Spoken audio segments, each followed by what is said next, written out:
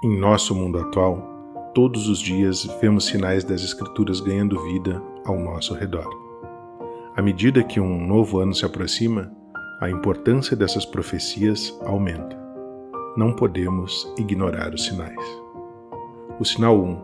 Unidade global. Estamos testemunhando o aumento da unidade global e governamental. Com o mundo se tornando mais interconectado através da tecnologia, comércio e geopolítica, podemos ver mais tentativas de formar alianças globais mais fortes e, possivelmente, até um movimento em direção a um sistema de governança global unificado.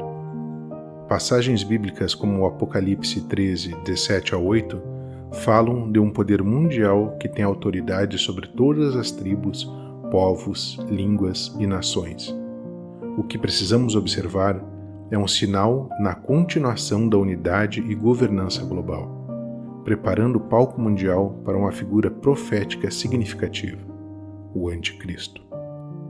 Essa onda de integração não é apenas uma coincidência, é um passo vital para preparar o terreno para o surgimento do líder global que está por vir, o Anticristo. Ao testemunhar a formação de alianças e uniões de países, é crucial lembrar que isso não é apenas geopolítica, mas a manifestação de profecias antigas. As Escrituras há muito indicam que um homem está profetizado para vir e liderar o mundo, exercendo influência sem paralelo e controlando um vasto sistema global. Tudo o que você observa no mundo está interconectado. Nenhum evento existe isoladamente. Ao assistir a história se desdobrar, lembre-se de que tudo está conectado. Cada guerra, cada rumor de guerra, cada aliança e cada desacordo fazem parte do cronograma profético de Deus. O mundo não está em caos. Enquanto os eventos atuais podem nos surpreender, Deus não é surpreendido. Todos os eventos estão alinhados com o cronograma profético de Deus. Enquanto na Terra, Jesus falou sobre coisas que viriam, e o livro do Apocalipse forneceu mais insights. Portanto, ao observar os eventos mundiais atuais ou assistir às notícias, sempre se pergunte como isso se relaciona com a profecia bíblica e como se conecta ao retorno do Nosso Senhor. Nada, absolutamente nada, acontece isoladamente. Tudo o que acontece faz parte do cronograma profético de Deus. Apocalipse 13:7 diz: "E foi-lhe permitido fazer guerras aos santos e vencê-los, e foi-lhe dada autoridade sobre todas as tribos, povos, línguas e nações." Aqui, em Apocalipse 13:7, uma figura tão influente exigiria uma infraestrutura que transcenda fronteiras e sistemas convencionais. E aqui vemos outra tendência a observar sistemas econômicos globais e moedas digitais. O crescimento das moedas digitais tem sido meteórico. Os apelos estão se tornando mais fortes para o estabelecimento de uma moeda digital global, simplificando transações e criando um sistema econômico universalmente aceito. Esta mudança do dinheiro físico tradicional não é apenas sobre eficiência ou preocupações com segurança. É um reflexo do movimento gradual do mundo em direção à unidade em todos os setores, incluindo a economia. Uma moeda digital unificada poderia, essencialmente, preparar o caminho para este líder previsto ter um controle sem precedentes sobre o comércio global, à medida que essas tendências continuam a se desdobrar no novo ano e além. É essencial vê-las, não apenas como eventos geopolíticos ou econômicos isolados, mas como peças significativas que se encaixam no vasto quebra-cabeça da profecia do fim dos tempos. Ao observar esses padrões, os crentes podem discernir os tempos e preparar seus corações e mentes para o que está por vir na profecia. O sinal 2. Os avanços tecnológicos e a marca da besta. Se voltássemos um século ou dois, os reinos da ciência e tecnologia, como conhecemos hoje, pareceriam quase alienígenas. Os avanços que fizemos em um período relativamente curto são nada menos que milagrosos. Desde a invenção de máquinas rudimentares até o sofisticado mundo digital em que estamos, profundamente envolvidos hoje. A jornada tecnológica da humanidade tem sido um testemunho de inovação, curiosidade e uma busca incansável pelo desconhecido. Apocalipse 13, de 16 a 17, diz: "E faz que a todos pequenos e grandes, ricos e pobres, livres e escravos, lhes seja posto um sinal na mão direita ou na testa, para que ninguém possa comprar ou vender, senão aquele que tiver o sinal, ou o nome da besta, ou o número do seu nome." Essa passagem por séculos foi vista como uma profecia distante, quase etérea. Ela fala de uma era onde os indivíduos terão uma marca na mão direita ou na testa, uma marca que se torna exigida para determinar transações econômicas, um pré-requisito sem o qual não se pode participar dos atos fundamentais de comprar ou vender. Embora inimaginável em anos anteriores, a rápida evolução tecnológica de hoje torna essa imagem bíblica cada vez mais plausível. Não se pode ignorar o ritmo impressionante com que a tecnologia avança. Tarefas e inovações que antes levavam décadas, se não séculos, para se concretizar, agora são realizadas em anos ou até meses. Vivemos em uma era onde os sonhos de outrora são as realidades de hoje. As impossibilidades do passado, como um sistema mundial monitorando cada transação que você realiza, transformaram-se em possibilidades. Um nível de vigilância assim era impensável e tecnicamente impossível há 200 anos, mas hoje é uma realidade. A infraestrutura necessária para o nível de poder, controle e vigilância que o anticristo precisa para que o Apocalipse 13, de 16 a 17, se realize, já está em vigor. Neste novo ano, antecipe que esta tendência persista. Recentemente, ao acessar o aplicativo do meu carro, fiquei surpreso ao descobrir que ele havia rastreado cada viagem que fiz nos últimos 3 anos, a duração de cada viagem, onde eu parei e a duração de cada parada. Essa experiência destacou para mim a profundidade da vigilância a que estamos atualmente sujeitos. A própria infraestrutura que o anticristo aproveitará para dominar o mundo está sendo estabelecida ao nosso redor. Dado o ritmo do avanço tecnológico, podemos esperar nos aproximar cada vez mais, e cada vez mais perto da realidade descrita em Apocalipse 13. Ao longo dos anos, vários estudiosos e teólogos fizeram cálculos imaginativos para identificar o anticristo através do seu número 666. No entanto, devo confessar que ninguém realmente sabe o significado deste número e nome. Contudo, os crentes na Terra, durante esse tempo, sem dúvida, o entenderão claramente. No grande cronograma da profecia bíblica e da tecnologia, à medida que os avanços da biotecnologia, finanças digitais e vigilância individual se entrelaçam, emerge um padrão que se alinha de maneira assustadora com a profecia da marca da besta. Ao navegarmos nessa era tecnologicamente avançada, é crucial observar, refletir e discernir. O sinal 3 é o afastamento da verdadeira fé. O alerta para o novo ano. Nos tempos recentes, testemunhamos tremores na própria fundação da fé que sustenta o cristianismo. As palavras pungentes de Paulo em 2 Tessalonicenses 2, versículo 3, alertando sobre o afastamento e apostasia, estão se mostrando mais relevantes hoje do que nunca. O termo apostasia, derivado da palavra grega apostasia, carrega um significado profundo que inclui partida, afastamento, deserção e revolta. Em 2 Tessalonicenses 2, versículo 3, não se trata apenas de um afastamento casual, mas sim de um grande número de pessoas se voltando contra Deus. Não são apenas alguns indivíduos ou uma minoria, é uma rebelião global sem precedentes contra Deus. Não estamos vendo isso em nossos tempos? Nunca testemunhei algo assim ao longo da minha vida. O mundo passou por mudanças significativas. Observei uma mudança moral de proporções bíblicas. O mundo parece odiar o que é santo e justo, enquanto abraça o pecado e a impiedade. Há igrejas hoje que permitem abertamente que pastores vivam em pecado, que celebram e glorificam a injustiça. Até o ano que vem, você testemunhará mais deste grande afastamento em várias nações. Há um número crescente de desviados nas igrejas. O fervor que muitos tinham pelo Senhor diminuiu.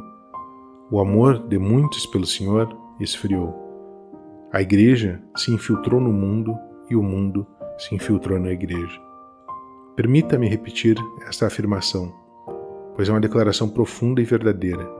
A igreja se infiltrou no mundo e o mundo se infiltrou na igreja. Como crente, é seu trabalho garantir que você não seja conformado a este mundo. Como crente, é essencial garantir que você não seja influenciado pelas correntes mundanas. O mundo tentará moldá-lo às suas crenças e ideologias, mas suas crenças devem estar alinhadas com a palavra de Deus, a Bíblia. Esse mundo tentará fazer você aceitar coisas que Deus não aprova. Ele não promove uma vida santa e justa, mas endossa uma doutrina de hedonismo. O mundo o empurra para a satisfação imediata e prazeres transitórios. A religião deste mundo é uma da carne, uma da indulgência da carne. Pode fazer você sentir que tem direito de pecar, de priorizar interesses pessoais sobre os outros ou se entregar continuamente ao pecado porque é prazeroso. Mas lembre-se, tais influências o afastarão dos ensinamentos de Deus. Há uma tendência preocupante emergindo no mundo e se infiltrando na igreja, onde as pessoas afirmam: sou cristão, mas não sigo a Bíblia. Essa afirmação é contraditória. É como dizer: sou vegetariano, mas como frango e carne. Tais ideias do mundo infiltrando-se na igreja são preocupantes. Você não pode ser cristão e desconsiderar a Bíblia. Estamos testemunhando um afastamento significativo da fé bem diante de nós. É essencial reconhecer que muitos já foram desviados e muitos mais estão à beira disso. Sua devoção a Deus deve ser intencional. Sua decisão de seguir Jesus deve ser deliberada. Você precisa escolher conscientemente trilhar o caminho estreito, pois poucos o encontram. Mesmo enquanto testemunhamos essa grande apostasia se desdobrar, garanta que ela não o envolva. Apegue-se à sua fé, adira doutrinas sólidas e permaneça fiel aos ensinamentos da Bíblia. O novo ano se aproxima com promessas, mas também traz desafios. A responsabilidade da igreja não é apenas se proteger contra a apostasia, mas promover ativamente a sã doutrina, garantindo que a fé entregue uma vez aos santos permaneça incorrupta e não diluída. O sinal 4. A decadência moral e mudança dos valores da sociedade. Uma tendência sinistra para, à medida que nos aproximamos de mais um ano novo, a mudança gradual dos ensinamentos e valores bíblicos tradicionais, como escrito na segunda carta de Paulo a Timóteo, 2 Timóteo 3, de versículo 1 a 5, está se tornando mais evidente. Com o aumento do egoísmo, orgulho, blasfêmia e a perda do afeto natural, é imperativo reconhecer e abordar essa decadência moral. Um dos sinais mais evidentes dessa mudança é o alarmante aumento do egoísmo. Vivemos em uma era do eu primeiro, onde o aviso bíblico de que os homens se tornariam amantes de si mesmos parece assustadoramente relevante hoje.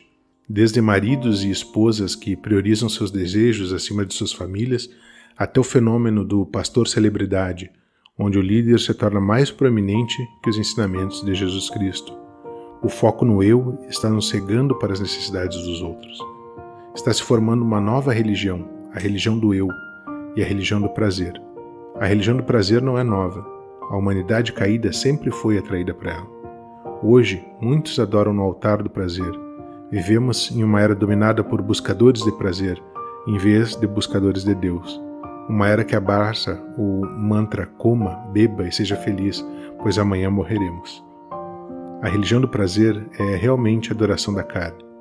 Devemos estar vigilantes, pois a nossa natureza é atraída pelo prazer, incluindo o deleite fugaz que o pecado oferece. Nenhum de nós está imune a esse encanto. Estou cansado de cristãos que tentam fingir que não há prazer associado ao pecado.